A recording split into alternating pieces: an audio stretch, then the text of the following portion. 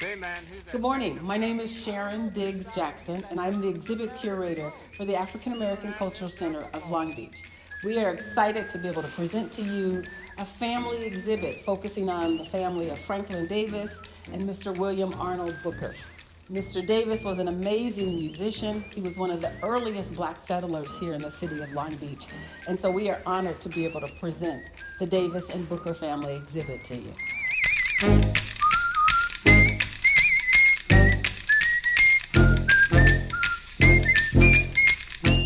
Good morning, everybody. Kenny Booker's my name, and they're featuring the combination of my two families, the Booker family and the Davis family. And we start this morning with my grandfather. His real name is Freeman Davis, and his screen name or his whistling name was Brother Bones. And he started off with different type of medium. He had rosewood, he had bones, he could even play forks and spoons, knives, that type of thing. And Brother Bones, once again, was his screen name, and he whistled Sweet Georgia Brown for the Harlem Globetrotters. And this was the record label that he worked on, was Tempo Records, and he has letters and memorabilia of all those years that he traveled around the world with the Harlem Globetrotters. This is the original gold record that he had when he whistled for the Harlem Globetrotters. Well, one of the things that was unique about Brother Bones is that most Bones players only play two. He actually could play four in each of his hands in order to be able to keep up the rhythm and all of that. But not only could he play the bones, but he would whistle and tap dance at the same time. There were no other artists who could do all three of those skills at one particular time. This is a letter from him back in the day where he was on the Ed Sullivan Show. This is a picture of him on the Ed Sullivan Show. He was on there, he had a whistle off from Bing Cosby, and according to Sharon, she told me that he helped teach Bing Cosby how to whistle. Actually, when they were in a movie together called Riding High, and there was a lot of whistling. And so Brother Bones served as sort of his instructor, his teacher, and helped him to get through that movie. But he also worked with Jimmy Stewart. Again, he appeared on the Ed Sullivan Show. He was just well known for his multiple talents, not just being singular. Yes, that was that cat, all right.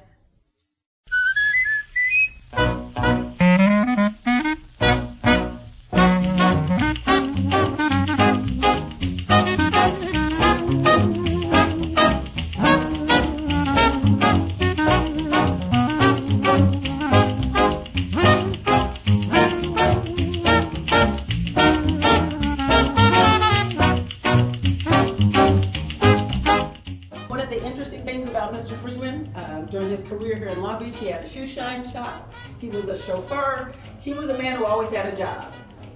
Well, he was a performer, but he always had a steady job. And it talks about, in this little write-up here, it talks a little bit about some of his early things, but he actually performed on KFOX radio on a children's show called the School Kids Program, and this would have been 1929. So again, he was an early Long Beach resident. One of the interesting stories about KFOX, it was a radio station, a country radio station that was well known here in Long Beach. It was located on Anaheim Street. That radio station was later bought by a man by the name of John Lamar Hill. Mr. Hill went on to, was a famous architect and an engineer, but he built Angelus Funeral Home in Los Angeles. But what's the interesting story, when he bought the radio station KFOX, he changed the name to KJLH. So the KJLH that we know today, that we like to say kindness, joy, love, and happiness, actually stands for John Lamar Hill. The gentleman who bought the station. It operated out of Long Beach for many years, and with the audience, it went on to become the largest black radio station along the West Coast. And so as the audience grew, they relocated up to Baldwin Hills so that they could have a bigger antenna in which to broadcast to the public. So KJLH started here in Long Beach. So Whistling Sam was another nickname for Brother Bones or Freeman Davis. And as we were doing this, Sharon had pointed out that my grandfather shined shoes, And as he was shining shoes, he could whistle so loud until some of the people who would pass by would stop and be entertained. And Mr. Ernest McBride pointed out that he could entertain, shine shoes, and people would stop and be entertained on the way when they were driving down because of his whistling was so loud.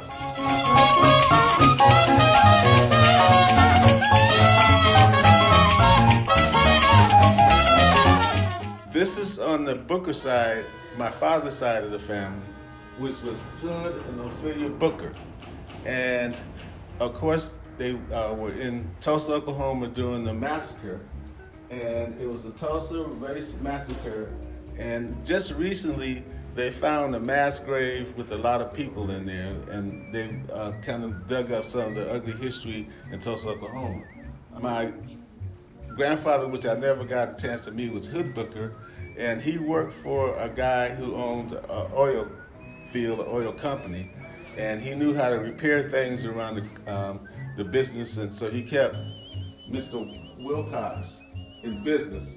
And when the riot actually took place, he kind of saved my family on my father's side and took them in and let them live with them. This was a picture of Ophelia Booker and Hood Booker.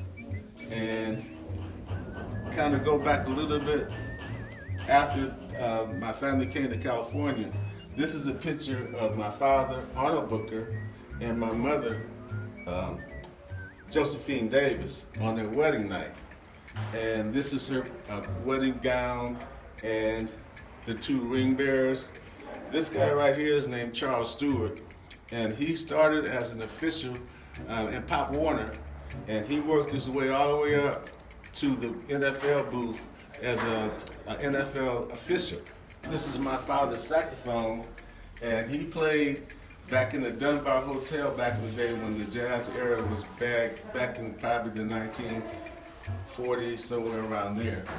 And this is my grandfather. They had a trio, and this is at the Dunbar Hotel. This is my mom and my father, William Booker.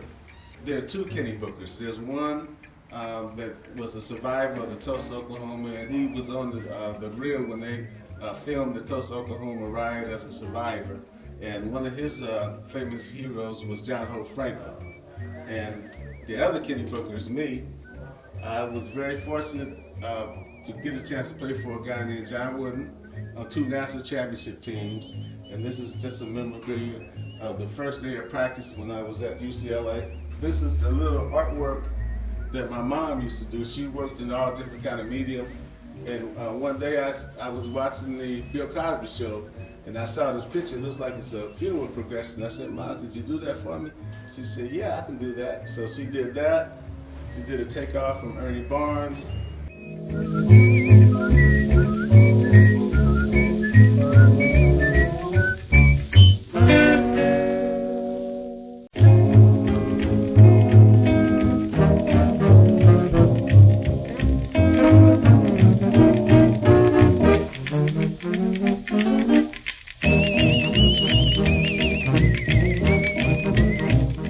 As a young girl who was born and raised here in Long Beach in 1956, many of the women who you see in this picture were sort of our athletic heroes.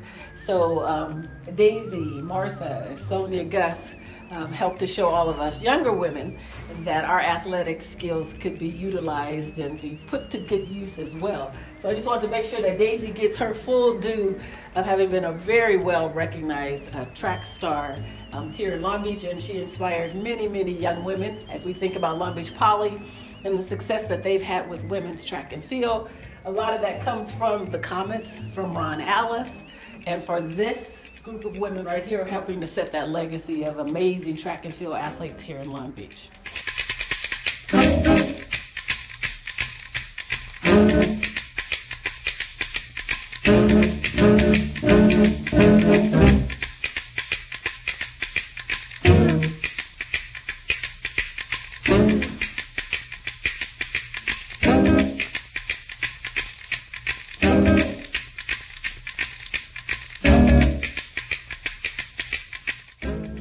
continue on a little bit about Daisy. Not only was she an amazing athlete, but also had an artistic flair. I think she got that from her mother. Those genes must have been passed down, because as we've seen the beautiful artwork from Josephine, Daisy in her own right is an amazing photographer. If you ever go to her house, she's an entertainer. So she will set a table for you that would rival anything that you would see in England or London or anything like that. So these photos are taken by Daisy. She also creates cards that she sells. One of my favorite pictures, I think, in one of all of the exhibits is actually a picture of them with their grandmother. As somebody who barely knew their grandparents, I would have loved to have had a photo of myself with my grandmother. Hello, my name is Daisy Kathleen Booker. I'm over here at Cal State Long Beach, over at the Pyramid. And I'm here today to discuss a few things regarding my family history. I'm a product of the Long Beach Unified School District, with Burnett, with Franklin, with Holly, Long Beach State, got teacher credential. Don't ever let the coach tell you that you rather run than go to school. You get a good education. So that's the name of the game. I tried out for the Olympics twice. Tennessee State, get the notice. I majored in psychology, and I minored in physical education, but that's where I got my job in physical education. I worked at Narrated School District. I worked in Linwood School District. I also worked in Long Beach Unified School District. I have 25 years underneath my belt. I enjoy teaching table setting, making corsage for Mother's Day for my kids. I taught etiquette for 5 years in the school district. Thank you.